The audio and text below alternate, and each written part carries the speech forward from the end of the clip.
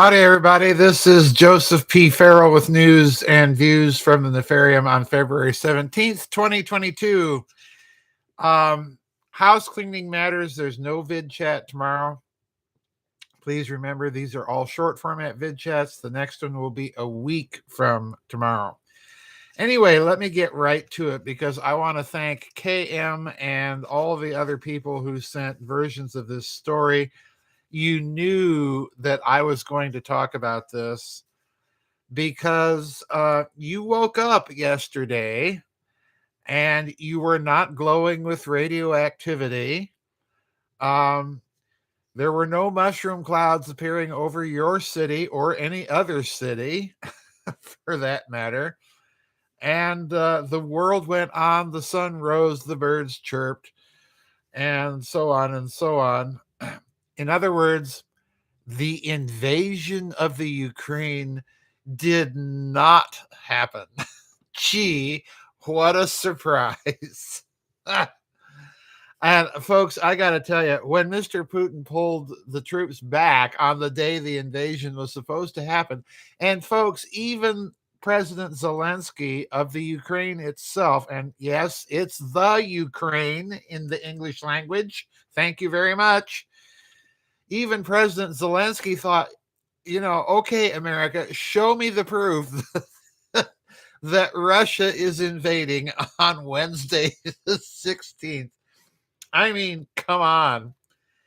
It's really, really getting out of hand. And I got to tell you, folks, the Russians are playing it up. They're showing a sense of geopolitical humor here. We'll get back to that.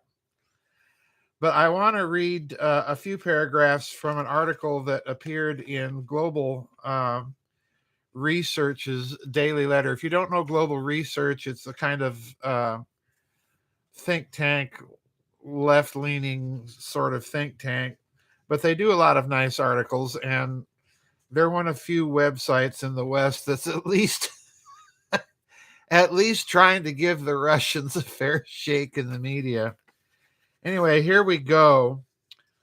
Foiled again, rose the cry from those expecting Russian President Vladimir Putin to step out of character and risk war, just as he finally succeeds in getting the U.S. to take Russia's security concerns seriously and even address them.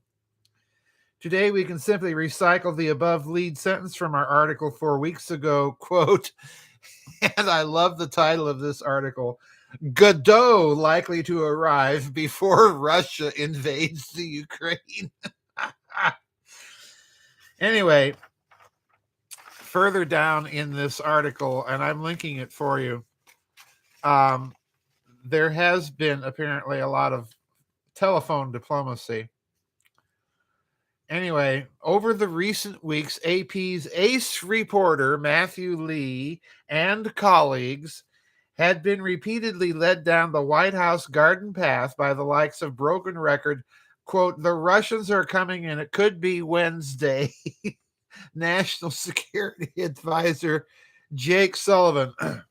Might it be that this time at least one AP honcho became so weary of this drivel that she or he decided to go ahead and publish before receiving the customary guidance memo from the powers that be, telling the establishment media how to spin major events? This time, the guidance came from President Joe Biden himself, who stuck to Sullivan's ad nauseum alerts that a Russian invasion, quote, remains distinctly possible, unquote. Reuters, too, apparently got the memo in time and dutifully reported, quote, the Kremlin sought to portray its moves as proof that Western talk of war had been both false and hysterical. Quote, February the 15th, 2022 will go down in history as the day Western war propaganda failed. Humiliated and destroyed without a single shot fired, unquote, Foreign Ministry spokeswoman Maria Zakharova said. Now remember her, folks. We're going to get back to her. All right. Anyway, a little bit further, you'll recall that the new German Chancellor Olaf Scholz went to Moscow for meetings with President Putin. And here we have, quote, Putin at the presser with Scholz. Putin says the following. As Sergei Lavrov reported yesterday, the U.S. and NATO responses still contain a number of considerations that we are not only ready to discuss, but that we have actually suggested to our partners over the years. I'm referring to our proposals on European security, certain weapons systems, notably intermediate and short-range missiles and military transparency. We are ready to continue this joint work, unquote. So far, listen carefully, folks, if you don't think the media is capable of this degree of stupidity, manipulation, and outright lying, think again. So far, the New York Times has omitted that statement by Putin, which coming yesterday together with the troop pullback is highly significant. That the Times forgot to include it is yet another sign that even the most sensible rudimentary negotiations on key matters of concern with Russia will be resisted tooth and nail by the Mickey Mat. Now, what's the Mickey Mat? Well, parenthesis, that stands for the Military Industrial Congressional Media Academic Think Tank Complex, in which the New York Times is right there in the middle, the fulcrum, the key. Still, some Times editor apparently insisted on slipping in the important acknowledgement by Mr. Biden today that, quote, neither the U.S. or NATO have missiles in the Ukraine. We do not have plans to put them in there as well, unquote. Biden made this comment to Putin during the telephone call of December 30th that Mr. Putin urgently requested. So there you get the idea, in other words, that while behind the scenes all is well, there's a little bit of talking taking place, the Western media, and in particular the American media, are ginning up war hysteria. Now, folks, we just ended up with a lot of egg on our face, and I'll tell you why. And it's the second little article here that, watching all of this, pardon me, is like watching those television evangelists over the last 40 years predicting the rapture and walking us through their Bible maps of the ages and their Bible charts and conclusively demonstrating that the Yom Kippur War of 1973 was the prelude to the rapture. And on we could go, or Desert Storm and the invasion, all of this happy nonsense. It's like watching this occur over and over again. And the problem is it's a make-believe world. And unfortunately, you cannot have people that believe in a make-believe world in charge of the business of running a country in the midst of realpolitik and players on the board like China, Russia, India, and so on. This is why this is so dangerous. But I've got to give you the bit of humor because Russia is having a field day playing along with the hysteria. This is an article titled Russia Asks Joe Biden for the next Ukraine invasion dates so they can coordinate vacation plans for Moscow officials. All right, so here we go. The Russians are having a little fun at Joe Biden's expense now that the deadline for invasion has expired without invasion. Yesterday, the Russians reminded the Ukrainian government to set their alarm clocks so that they did not miss the invasion. Today, the Russian government asked the Biden administration for the invasion dates that they plan to use this year.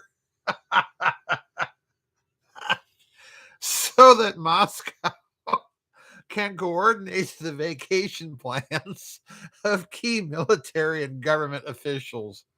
Russia's foreign ministry spokesperson, Maria Zakharova. No, come on, folks. Spokeswoman. Let's get over this gender neutral language crap, please.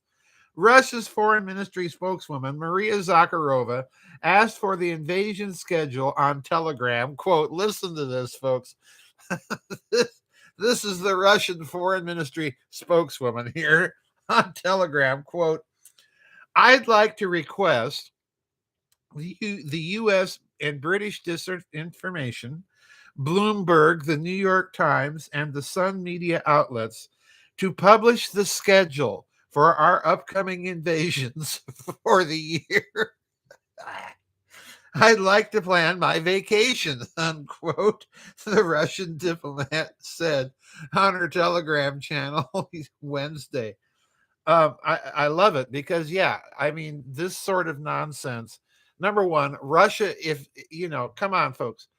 If Russia was going to invade the Ukraine, they would take steps to mask the exact timing of it. So far, they haven't done that. And secondly, the plain, honest fact of the matter is that an invasion and military occupation of the Ukraine would be more expense than Russia wants, particularly with a country that would be hostile to that occupation. It's more headache than Russia needs. Just pound that into your heads if you are still in any doubt. Russia has made it very clear that the principal concern it has is the post-Soviet collapse expansion of NATO eastward. And you may recall, that we gave the United States back during that era under George Bush the first, King George, and then under Bill Clinton, gave Russia assurances that no such expansion would occur. And then we promptly turned around and did exactly that. In other words, we're the guilty ones here. We're the liars here. Russia, as far as I'm concerned, has very legitimate security concerns. We're poking around in their backyard, and we don't need to be. So there's a bit of seriousness behind all of this. And again, this Russia hysteria, as far as I'm concerned, it's really misplaced, because what we should be doing, Russia's the odd man out in the Shanghai Accords group of nations, and it really needs to be addressed very differently. It's really the odd man in. We can take advantage of cultural and long-term geopolitical differences between Russia and China and drive a wedge between those countries. The only reason that they're so cozy with China is essentially we've pushed them there. So anyway, watch this one carefully, and watch the Mickey Mat, the Military Industrial Congressional Media Academic Think Tank complex. Yeah, we rigged the elections. Yeah, I mean, we've tried to do that. Let's put it that way. We've got to get beyond the Cold War mentality, folks. That's just the bottom line. And the Cold War mentality is not going to serve us very well. So anyway, and gee, look what else happened. We drove Germany and Russia together, and that worked out so well the last time, didn't it? Anyway. Yeah. Yeah, right. All right, folks. So that's it for you knew I was going to talk about this today, so no surprise there anyway. Anyway, stay tuned. We'll be back next week, of course, with another vid chat. Don't forget, these are the short format vid chats. I'll post it probably this weekend. Put your comments and questions right in the comments area. And please remember, folks, we had a couple of really long vid chats, and as you can hear my voice is not what it used to be. So please try and keep your comments and questions short and to the point. Anyway, Space Ghost says came for JPS and stayed for the hat. All right. Anyway, thank you, folks, and again, thank you for all your well wishing, your prayers. I've been really overwhelmed by all the donations that you folks have sent, which I have. Thank you to everybody, and thank you for doing that. I've put them in the bank, and I'm going to use them to pay my meds. So thank you. Anyway, we'll see you on the flip side, folks. Hang in there, and please don't believe any invasion talk. At least not about Russia invading the Ukraine. We might be stupid enough to do that. Anyway, we'll see you on the flip side, folks. Bye bye, and God bless.